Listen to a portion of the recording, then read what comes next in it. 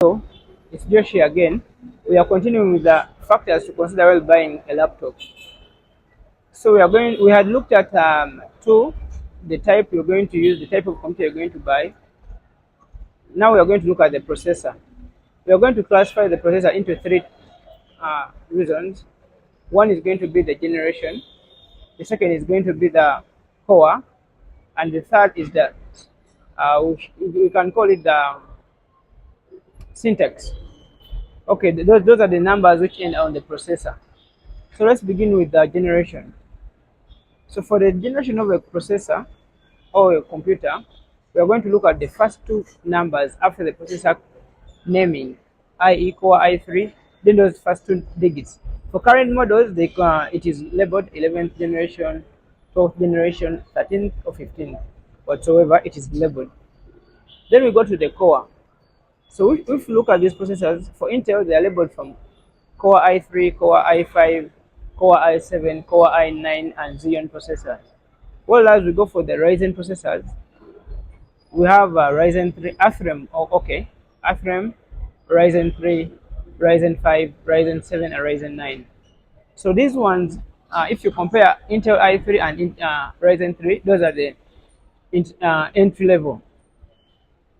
By entry level, I mean people who are going to do Microsoft Word, just online streaming. You're just going to watch videos online, HD videos. Who are going to do some bit of low-level graphics, watching videos, basically that. Those i3 and Ryzen 3s, they can work. It's for the Athrems, these are processors, they are AMD processors. They are manufactured with dedicated integrated graphics. Okay, that means you will find an Athrem processor with 2 GB graphics card. That means it has integrated graphics card already. It is not very powerful, so don't consider it to be a powerful option. No, no, no. It won't be a very powerful option. So we go to the intermediate processors. Those are the Core i5s or Ryzen 5 processors. So those ones, they can do streaming. Actually, they can do most types of work, but not high-end work. For example, if you get a Core i5 with dedicated graphics of maybe 4 GB, it can do very well in all aspects, although it cannot give you the best performance possible, like the i7 and i9 would. So for i9, i7, those ones, they are quite high-end processors. They have high performance and they are more expensive as compared to the i5. If you have a budget and you need performance, you go for the i5. Then i7, if you have the money, if the money is there, then you can go for the i7. Yeah. So i7s, they can do all what the other ones above can do, and at a higher speed, better performance. Although the power consumption is going to be higher than that of the Core i3 and the Core i5. So for them, they are looking at performance more than power consuming, power saving, conservation of power. No, they won't conserve the power. They will just take in more power and give you better performance. So if you go to the Xeon processors or the Threadrippers, Xeon processors, Threadrippers are in AMD Ryzen processors. Then Xeon is for Intel. So these ones are for servers. They are for workstations. So these ones will help you with high tasks, heavy work which requires a lot of performance, heavy duty work. So we go for the workstations. And also, we are going to look at the numbers, the letters at the end of each processor. Yeah, so we have the U, we have the Y, we have the G1 to G7, we have the H. So all those processors have, all those numbers have different meanings.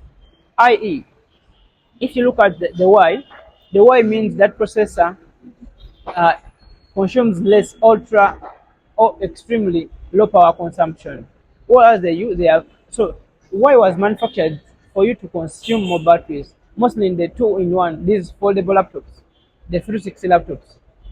Most of them have Y processors so that they can conserve more power as compared. While the U are not so power efficient, but they give you good performance on battery. So those ones are found in notebooks, maybe those ProBooks 450, G7, G10, they usually have U processors. Their I think for Lenovo, they also have U processors, and also um, other brands. I'm more certain with the HP and Dell, and so the Lactus they have U processors. Inspiron, Vostros, they have U processors. Those ones are good, but they can't perform very well high. So if you go to G1 and G7, those that range G1 and G7, those are processors which have integrated graphics in them. They are going to they are not going to consume a lot of power, but they will give you good graphics properties when you're going to editing videos, content creation. Those ones will help you a lot. So if you go to the H series, these H series are processors which are going to give you the maximum performance possible. Uh, if you look at the professional content creators, those are the architects, the 3D rendering. Uh, if you look at besides 3D rendering, you're going to look at video editing, video rendering. Those who are doing motion graphics, those are the processors which have to be in your computers or laptops. And we look at the HK. So HK means processors which can overclock. Overclock is means the processor can perform more than the expected or the what the manufacturer specified, provided it is at a good temperature. Provided you can keep the processor cool, that means it can perform very well. It can perform more and more and more.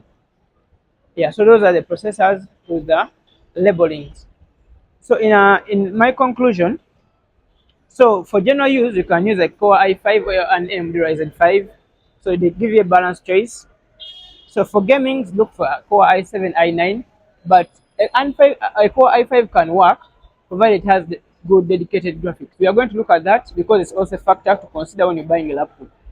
Then for professional work, look for i7, i9. Professional work, I mean people who are doing architecture work, who are doing video editing work, people who are doing I watch each other work, which needs a lot of power.